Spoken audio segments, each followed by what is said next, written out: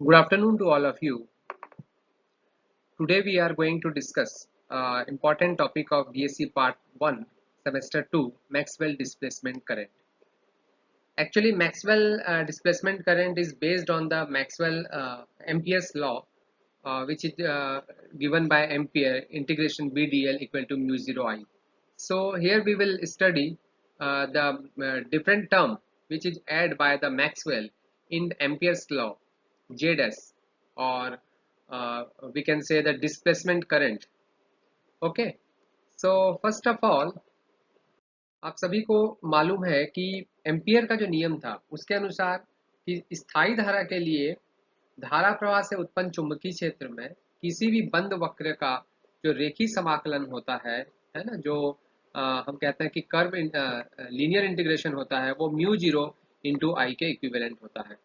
इसका मतलब उसमें बहने वाली धारा बी का जो रेखीय समाकलन होता है उस वक्र के अंदर निहित धाराओं का योग म्यू जीरो से गुणनफल के बराबर होता है। स्टोक्स लॉ से जब हम इसे कर्ल में चेंज करते हैं तो हमें मिलता है curl B is equal to mu 0 I by A, that means mu 0 into J. So this is also the form of the Ampere's law.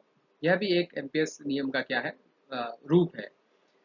So इस नियम, ये सब जितनी भी बातें हम कर रहे हैं वो स्टेडी करेंट्स के लिए है, मतलब स्थायी धाराओं के लिए। लेकिन जब धारा परिवर्तनशील हो, परिवर्तन की बात करते हैं, तो उसके लिए ये संभव नहीं हो पाता है।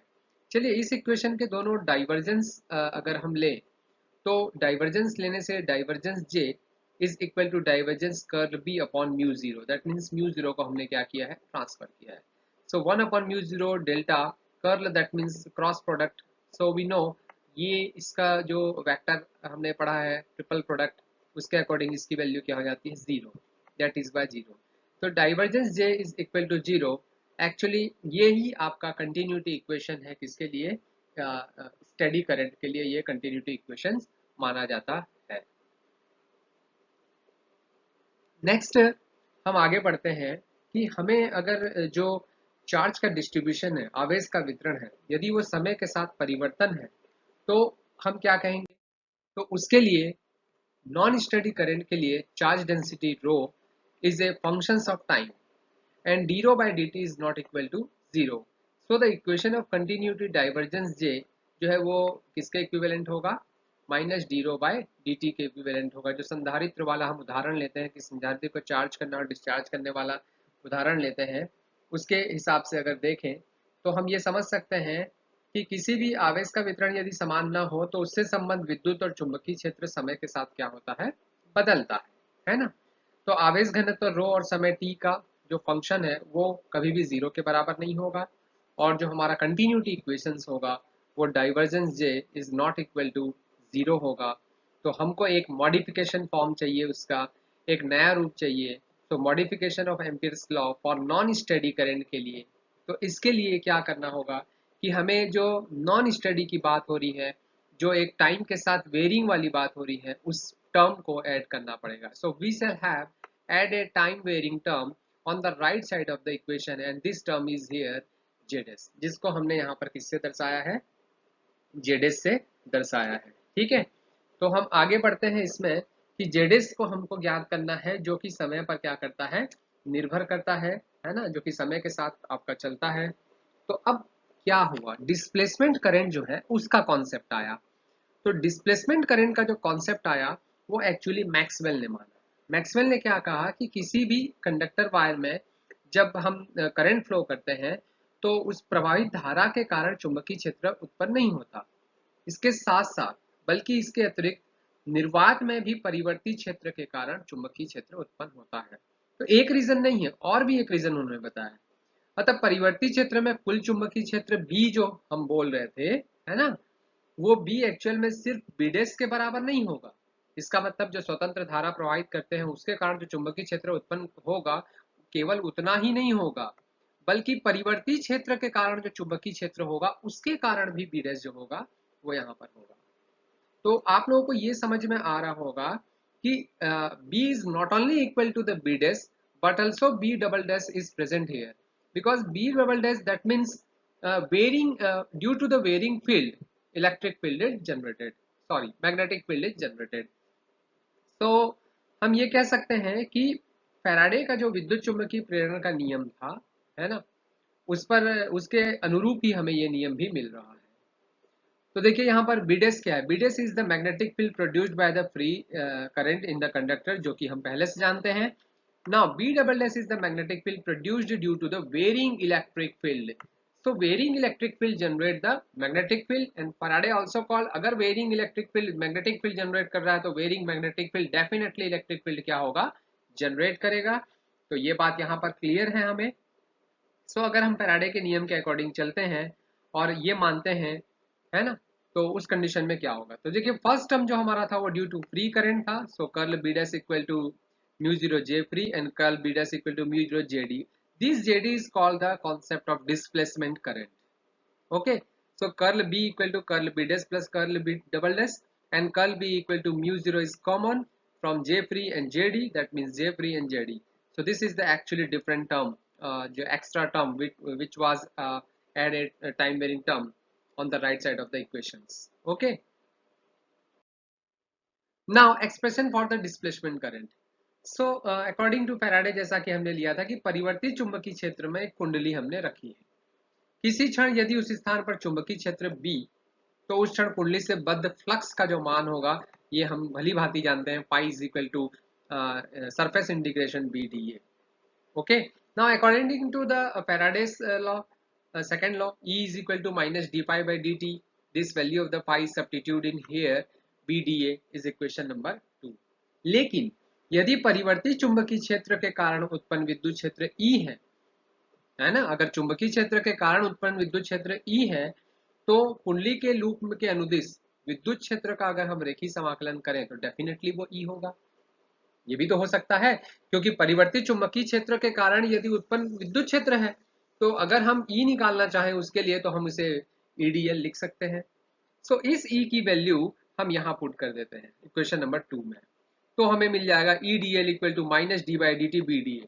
बट इक्वेशन को ध्यान से देखिए कि ये A में है और ये L में है, लीनियर है और ये सरफेस है। इसका मतलब हमें स्टोक्स लॉ लगा के इसे सरफेस में कन्वर्ट करना पड़ेगा। तो अकॉर्डिंग टू स्टोक्स लॉ हमने इसे सरफेस में कन्वर्ट कर लिया, कर्ल EDA कर लिया। अब उसकी वैल्यू को हम पुट कर देते हैं। तो ये वैल्यू हमने पुट की, देखिए है ना, यहाँ पर हमने कर्ल ले लिया। अब आप इसे इजीली क्या कर सकते हैं, ट्रांसफर कर सकते हैं। Curl E plus d B by D t dot d A equal to zero और curl E is equal to minus d B by D t. ये जो minus d B by D t या delta by D t डेल्टी आया, तो हम ये समझ सकते हैं कि जो मैक्सवेल का कॉन्सेप्ट था जिसके अनुसार समय के साथ परिवर्ती चुंबकीय क्षेत्र में विद्युत क्षेत्र उत्पन्न होता है, ठीक उसी प्रकार परिवर्ती विद्युत क्षेत्र में क्या उत्पन्न होगा, चुंबकीय क्षेत्र उत्पन्न होगा, है ना।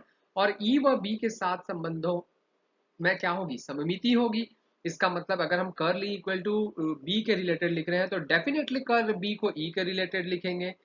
So according to Maxwell, as electric field is produced in a time varying magnetic field, similarly a magnetic field produced in a time varying electric field. Let's go, देखते हैं क्या है। Thus we can say for the magnetic field B double dash produced in a time varying electric field, curl B, देखिए ध्यान से, वहां curl E था, यहाँ कर्ल B हमने लिया और वो E के टर्म में लिया। Some constant is present here, mu 0 epsilon 0 d, and this term is unknown terms in Ampere's relation। जो एम्पियर रिलेशन में कर्ल B डबल डैश जो अननोन टर्म था, वो टर्म आपको यहाँ पर देखने को मिला।